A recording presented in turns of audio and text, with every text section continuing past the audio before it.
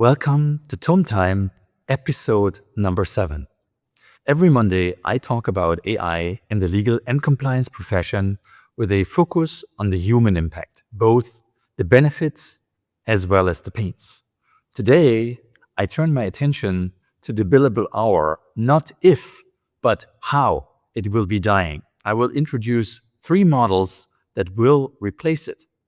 Because the billable hour has become indefensible the moment AI turns time into an inefficient way to price value. And once clients realize that, the game will change. So let's talk about what replaces the billable hour. Here are 3 business models that I am convinced will be quietly replacing it, and why most firms in the legal space will fail at each one. So model number 1, fixed fee plus AI delivery. I call it the productized deal.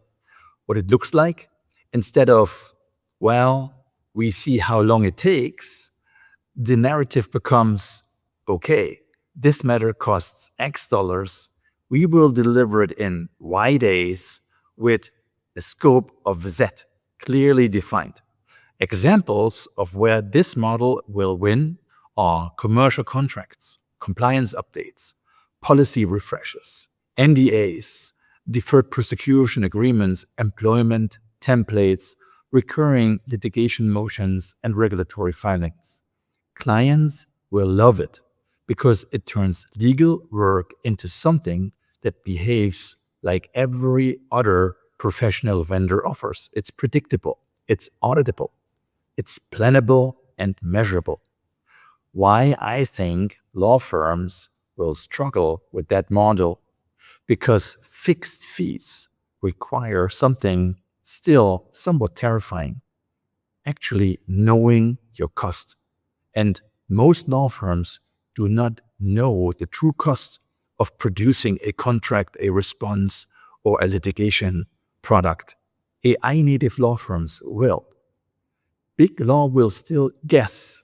And then what happens is either overpricing, clients leave.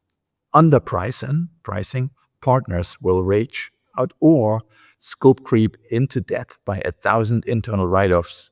Fixed fees turn partners into operators, not artists, and many don't want to be operators. Here's my model number 2. I call it subscription legal all-you-can-eat counsel. What it looks like? Instead of selling matters, a firm sells access. For example, $25,000 per month for a defined legal services package, $60K for a broader one, unlimited requests with certain rules for $100K. Response times will be clear, dedicated team pots and layers will be offered. This is already exploding in startups, mid-market companies, and fast-growing scale-ups. So why not in law? Clients will love it because it feels like replacing legal anxiety with legal certainty. There will no more be these questions. Is this email going to cost me $5,000? Can I ask them one more question within scope? Should I wait with this lawyer-heavy conference call until next month? Those subscription-type models will change behavior, both on the client side as well as on the lawyer side. It makes legal a habit, not a crisis button. Why I think many law firms will struggle with this model?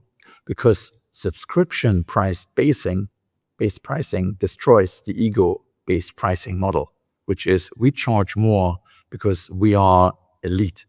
Subscriptions will force the question, okay, I get it, elite, but at what exactly? Also, subscription requires speed and availability, not prestige and many meetings. And that's it where small AI-enabled law firms will embarrass global brands. Subscriptions will not reward the smartest lawyer. They will reward the fastest system. My model number 3, breaking the billable hour, is outcome-based risk share. Put skin in the game. This is the one everyone talks about it right now, but almost nobody has the stomach for it yet. What it looks like? Instead of billing hours, a firm says, okay, we will get paid when you win. We'll take a percentage of the recovered value out of this legal dispute. We earn a success fee if the targets are being hit. This already exists in litigation finance structures, plaintiff side work, high stakes disputes, regulatory outcomes. But AI will change it further because AI makes it more possible to price all kinds of legal work based upon probability. If you can predict time to resolution, the likelihood of a settlement or the range thereof, court behavior, you can blend in a judge track record, regulatory enforcement patterns, reputational consequences. Then outcome-based probability pricing becomes the actuarial.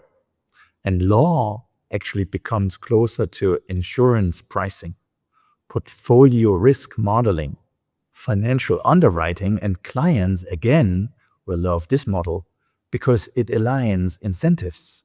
If the work is predictable, why should I take all the risk? And why law firms will again struggle with this model unless there's change? Because it requires partners to admit something most will not yet admit publicly.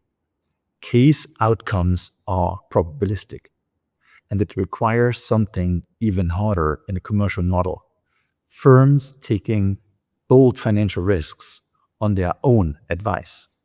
That's actually a cultural revolution because risk sharing turns a law firm from a service provider into a betting the market enterprise. Most partnerships are structurally allergic to betting. Let me throw in a fourth model, which I call the hidden model. It's unbundling. The real future of legal services isn't one model wins, most likely. It is legal services become modular. Clients will buy legal work in pieces, not everything from one big law firm. AI first drafting, human review, specialist escalation only when needed, litigation strategy as a premium layer, regulatory crisis response as a one-call service. What used to be a $300,000 matter then becomes $9,000 for an AI-enabled workstream implementation, $6K for a premium review, $10K for specialist intervention, and $0 for wasted time. Clients will love it again. So if you're a law firm leader, your number one strategic decision, in my view, is now quite simple. Are you building a legal factory with legal AI being implemented, or are you defending a legal luxury brand? Because trying to be both at the same time is not going to work. Thank you again for watching this time, Tom Time, episode number 7. I'm looking forward to seeing you next Monday. Take care. All the best.